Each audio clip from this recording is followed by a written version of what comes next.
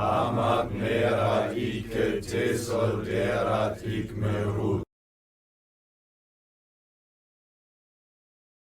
Hi all, Dave here again. So here we are with another Questions for Atheist style video. Like I said in the one I did answering Michael Brown's questions, you'll probably find me doing a few of these for a little while at least. I'm going to try to pick ones that offer something a little different, but they do make for easy content, and I kinda need that at the moment just to build up videos. And it's content that allows me to express some of my ideas about God in a nice, easy way. They also seem to be pretty popular in the atheist and skeptic community. Not that I could ever see me being particularly popular in the atheist and skeptic community. I've had this one sitting in a playlist for quite a while now. It first appeared back in October last year. One of the reasons I was drawn to it was because the questions were slightly different to the norm, as you'll probably notice as we go along. It's also a list of questions from a Mormon, which is something I don't really see a lot. Most of these questions for atheist style videos seem to come from Christians and Muslims. But that's enough of an introduction. Let's get on with question 1. If you came face to face with God, would you still deny him? So, what we have on screen here at the moment is Mormons chapter 9, verse 2 and 3. Rather than just answering the basic question asked, I'll also respond to something in the text. To answer the basic question, of course I wouldn't deny him. At least if what is meant here by deny him is to deny the fact that God exists. If this great day mentioned in the verse was to come about, and I was then brought in front of Jesus or God, then it would be completely irrational for me to deny him. Any skeptic that would deny that God exists when presented with such empirical evidence would not be a particularly good skeptic, as this would be pretty undeniable evidence. The question asked by the Saints' theory is basically covered by the first verse shown here. There are a couple of others asked in the other verse though. The most important one is the final question. It asks whether I could be happy living with God when my soul is racked with guilt with the knowledge that I have abused his laws. Which has a pretty simple answer really. My answer would be, sure, of course I would be happy. The reason I would be happy is that I simply wouldn't be racked with guilt for abusing his laws. As far as I can see, I have good reasons for not abiding by many of his laws as they are presented to me. Following some of those laws would actually make me feel guilty and go against my conscience. So rather than be racked with guilt for not following them, I would still feel as if I had done the right thing in the here and now, which means I would have no problem dwelling with God knowing that I had abused his laws. What would you ask God if you saw him? In all honesty, I'm not really sure. It's not something I particularly think about. There are all kinds of standard questions like, why do you allow people to preach hatred in your name? Or, why did you create a world that relied on the death and suffering of so many species in order for the world to progress? And that kind of thing. My question would probably be a little different though. Assuming that God isn't akin to some kind of trickster jinn like in the Wishmaster films, I think it would probably be something like, can you put all the answers to the questions I have about you into my mind please? That way I would only have to ask one question to have all the answers I need. Would it be reasonable to say that all things denote there is a God? What's on screen now is the verse that's quoted in the question. There doesn't seem to be anything extra in the verse that needs to be answered. From what I can see, it simply boils down to a case of, why are you asking for signs from God when all things point to there being a supreme creator? It cites the scriptures as part of the things that denote God, as well as, well, basically everything. So would I say it could be reasonable to say that all things denote there is a God? I guess my answer is that it depends on how God is being defined. For instance, if the God being argued for is claimed to have created the world in 7 days in a literal fashion, then there are plenty of signs that show that God does not exist. So evolution would not denote God in an instance like that. The problem of teleological evil would also seem to denote a God that not only is indifferent to suffering, but kind of enjoys it, which kind of shows that God is not all loving. or all compassionate, and so forth and so on. Whether all things denote God depends on the God in question. Of course, we could take all of our experiences and data and then build a God around it. We could paint a picture of God using what we see. Using all that we know about the world, we could create a concept of God that matches it all. So in this way, we could say that all things denote God. However, if we do this, then it seems that we are simply presupposing God exists, and then fitting all of our data into this picture of God.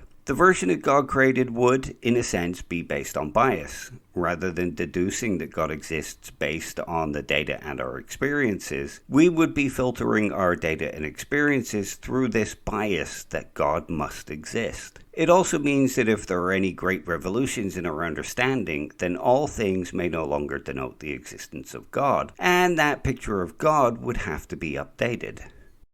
Are you sure that we could 100% say that there is no intelligence that created the universe? This is a pretty simple one to answer. No, I don't think we have enough knowledge, data, or information to say, without a doubt, there is no intelligence that created the universe. I would even go so far as to say that even if we had this knowledge, data, or information that showed we could say there is no intelligence that created the universe, we should remain open to the idea that some new piece of information may come up in the future that shows we are wrong. Having 100% certainty on anything leads to the stifling of inquiry. Being sure that you cannot be wrong leads to dogmatic thinking and the inability to correct bad thinking and bad conclusions. Both of these things are things that all good skeptics should be doing their best to avoid. Is it possible that there are beings in the sixth dimension or higher, which would be gods compared to us?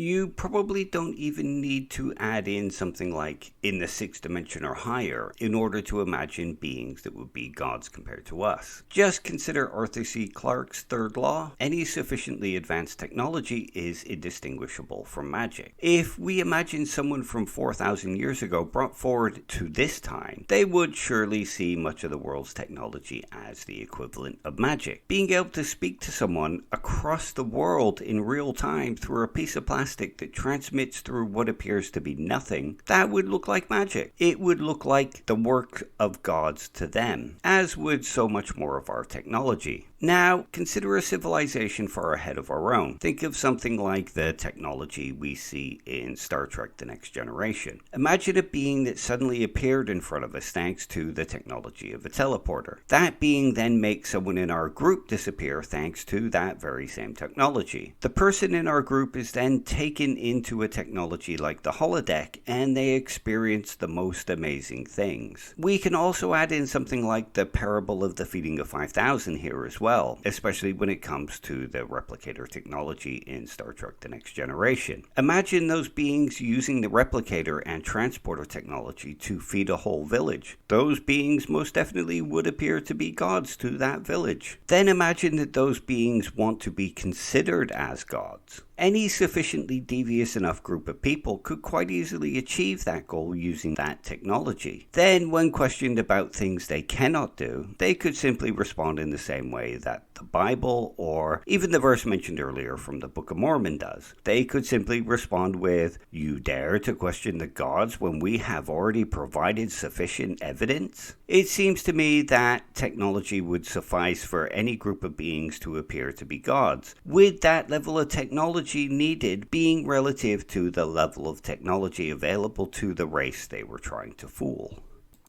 Would it be reasonable to assume that by some Darwinian evolution, a species could evolve into what could be identified as gods? So this seems to be a slightly different question to the last one. This one appears to be asking if we could evolve biologically into something that could be identified as gods. And on that note, I'm not so sure. We could certainly appear to be gods in the sense of the answer I gave to the previous question. Could we evolve in a biological sense, though? Well, that one seems kind of unlikely. Based on my admittedly limited understanding of the universe, evolution, and human biology, it seems very unlikely that we could ever evolve the ability to transport across space without the use of technology. Nor will we ever be able to make objects such as food appear out of thin air without the use of technology? From what I can tell, the universe and biology simply do not work in that manner. Could I be wrong? Well, sure. But you have a mountain to climb before you can show that to be possible, at least beyond imagine if style statements. What is it about the Homo sapiens that we have evolved the way we have into being so technologically advanced compared to other species? I'm not entirely sure. I'm not an evolutionary biologist, and my understanding of evolution is limited compared to someone like that. My best answer to this could only be something like selection pressure. You're probably better off asking someone who has studied evolution in far greater detail than I have. Could it be possible that the conscious, like basic matter itself, can neither be destroyed into nothing nor created from nothing? This question as it is written doesn't quite match up to the question as it was spoken, so instead I'll go with the question as it was spoken, as that one makes a little more sense to me. It also seems more in line with some of the other questions, which leads me to believe that what is meant here is the conscious or consciousness rather than conscience. I could be wrong, of course, and if I am, I apologize for answering the wrong question. Going with the idea of consciousness instead, I would say the answer to this question is no. At least based on how I see consciousness anyway. Consciousness is something that emerges from sufficiently complex brains. It's the result of brain states and mental processing. It's not a substance in and of itself in the way that a substance dualist might posit it. So I think once the brain ceases to work, the consciousness along with the memories are destroyed. As with anything though, I could be wrong about this, and my knowledge of neuroscience is nigh on nil. My knowledge of philosophy of mind is limited to what I learned during my undergrad and my master's. Could it be possible that the spirit could be some form of matter? As with the other questions that used verses from the Book of Mormon, what you can see on screen here are the verses that are mentioned. The verses don't really define what is meant by spirit here, but I'm going to hazard a guess that it's something along the lines of a soul. If what is meant here is, could the soul be some form of matter, then my answer is, yeah, kind of. I already believe that the soul of a person is physical, as I believe the soul is simply who we are. It's our likes, our dislikes, our passions, our motivations, and that kind of thing. The soul, at least for me, is simply a metaphorical sense of ourself, which I believe comes from our psychology, which in turn comes from our brain. So, in some sense, I do believe that our soul is made up of matter. I'm not sure that this is what is meant here, though. My thoughts are that what is meant here is a soul in the sense of some separate substance that is us, that inhabits our body, much in the same sense that most Christians and Muslims use the term. In that way, I would have to say, if the soul exists, it would make more sense for it to be matter than immaterial. It would certainly solve the interaction problem created by positing an immaterial soul. However, I don't think there is such a substance as the soul, and I would need more of a description and supporting argument in order to give a view of any real substance. If Jean-Paul Sartre is correct when he said, existence precedes essence, how much of an essence would we have if we have always existed by way of having a pre-mortal life? How radically free would we be? So, I think this question seems to be based off of a misunderstanding of what Sartre meant by existence precedes essence. In a quick and easy rundown, what Sartre meant is that who we are is not defined based off of some predetermined essence that created who we are. The self and who we are does not come about because of this mysterious essence that precedes our existence. Instead, who we are comes about after our existence. The essence of who we are comes about based on our experiences and our interactions with the world. We create who we are, or our essence, based on those experiences and interactions and how we see ourselves. So in this sense, if we had a pre-mortal life, and one that has always existed, then existence would not precede essence. Our essence would come from that pre-mortal life. You could perhaps argue here that existence precedes essence in the pre-mortal life if that pre-mortal life was something that happened to come into existence at some point. and therefore the essence was created in the very beginning of the premortal life. But without memories of that premortal life, it would seem to make no difference to our essence, as it would have no influence on how we see ourselves or our interactions with the world. We would still create ourselves based on our experiences and interactions with the world. If somehow part of who we are is based on unconscious recollections of this premortal life, it would return to the idea of essence precedes existence, making the question malformed. At no point would it ever mean we had extra essence, though. At least not in the sense implied by the question. We would always have the same amount of essence, as the essence is simply a metaphorical term. It also would not make a difference to how radically free we are, at least not as I would understand it. Could the doctrine of the premortal life to explain the free agency of man and that we all knew what would happen to us on earth yet chose to come here anyways? The doctrine of salvation for the dead to explain that God gives equal chances to all men and women, and the prospects of a God who weeps be enough to solve the problem of evil?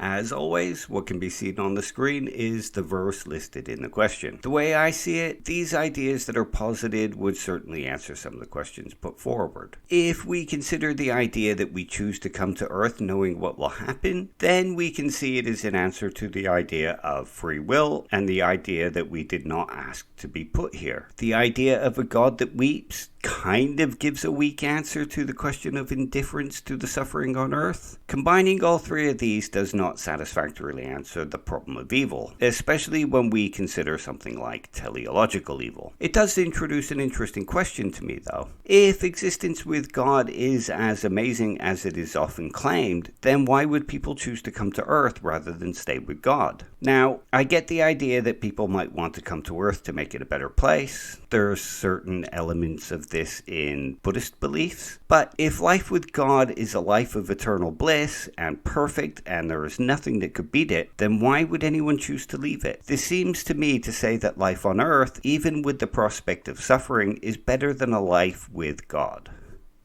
If you found the Book of Mormon to be a real historical document, what would that mean for the Bible? I'm not really sure, as I haven't read the Book of Mormon, and so I don't really know its content. What are your thoughts on Latter-day Saints compared to other Christians or other religions? As with the Book of Mormon, I don't really know a lot about the religion of the Church of Latter-day Saints. I only really know what's passed around the skeptic and the atheist community in the mainstream media. Much of what I see there makes me think of it in the same way as I see other religions. There are some good elements, there are some very foreign elements, and there are some elements I would consider bad. There are also concerns I have as a skeptic that make me see it as entirely man-made, just like I see all other religions. As a religion, it's not something that has ever interested me enough to look into it. In the sense of looking for God, I don't think God can be found in any of the religions that we see among the human race. What I can say is that the Mormons that I have met have tended to be very respectful people, and very decent people. It was a Mormon that used to visit my parents that introduced me to Anne Rice and Interview with a Vampire. But I can only speak for those Mormons I have met that have come into my community in a missionary way, and not how Mormons treat each other in their own communities, and how they treat those that leave the religion. I understand that I cannot convince you of the possibility of the existence of a literal God, such that I believe, but could I perhaps persuade you towards a metaphorical God? So I find this to actually be a really interesting question. It's a question that can be seen in multiple ways. I'll answer a couple of them. Let's first start with the idea of being persuaded towards a metaphorical God. When it comes to God being metaphorical, I already am persuaded. As far as I can see, God already is metaphorical. It's a way of explaining the mysteries of the universe and life within it. It's a metaphor for why we should be good, and a metaphor to explain suffering and loss, and much more of that kind of thing. In all honesty, I kind of wish those that believe God is metaphorical and not literal could convince those that believe God is literal that God is actually metaphorical. Well, I'm not so sure that it would solve all of the problems that religions arguing for a literal God and literalist interpretation of holy text cause. It would at least help to minimize them. Another way to look at the question, of course, is to look at it in the sense of being persuaded to follow a metaphorical God. In that sense, I'd have to say no. That option is already available to me. For example, I could adopt Christianity in a cultural sense. In this way, I could have a guide for judging right and wrong, customs to follow, a group to gain community from, and that kind of thing. However, I just simply don't feel the need to adopt those things from a religion. I don't particularly need a religion for guidance, or a God to help me explain things like suffering, or as some kind of comfort. While I agree that there will be many benefits for many people, it's just not something that I particularly need. Like I say though, I do find this to be an interesting question, and I've kind of skimmed through it here because it's something that I'm thinking of addressing in a future video, and one that is much longer and will let me help to cover many of the different aspects of this kind of question. So thank you for the question.